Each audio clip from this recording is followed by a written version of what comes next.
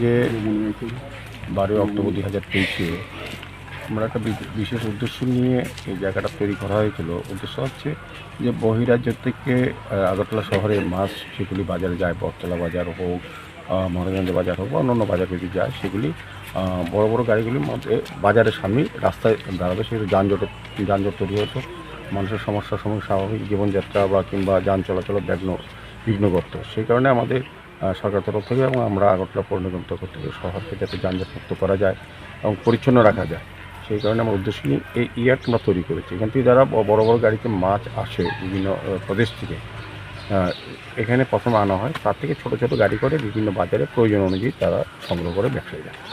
সেই উদ্দেশ্যে এটা তৈরি করা। তো 2 বছর আগে করার পর এখন আমরা এখানে একটা পরিচালনা কমিটি আছে মহাদেববাবুর নেতৃত্বে, ওনার চেয়ারম্যান হিসেবে।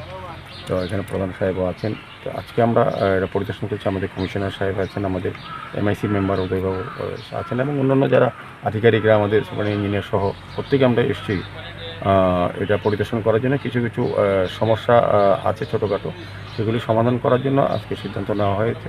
এখানে একটা সিকিউরিটি গার্ড, একটা অফিস প্রয়োজন আছে, জলের কিছুটা ব্যবস্থা করা, পাশাপাশি এটাকে আলোকিত করার কিছুটা বিষয়। সার্বিকভাবে এটা ভালোভাবে চলছে। তো আমি ব্যবসায়ীদেরও ধন্যবাদ জানাই। তারা আমাদের যে চিন্তাভাবনা শহরকে সুন্দর পরিচ্ছন্ন রাখা বা যানজট মুক্ত করার ক্ষেত্রে তারা কিন্তু সহযোগিতা করে যাচ্ছেন, আগামী দিনে করবেন।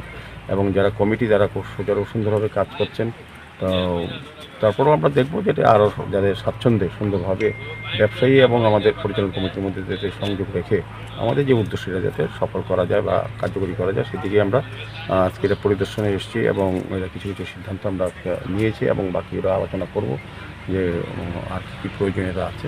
সার্বিকভাবে আমি বলবো যে এটা খুব সুন্দরভাবেই পরিচালনা।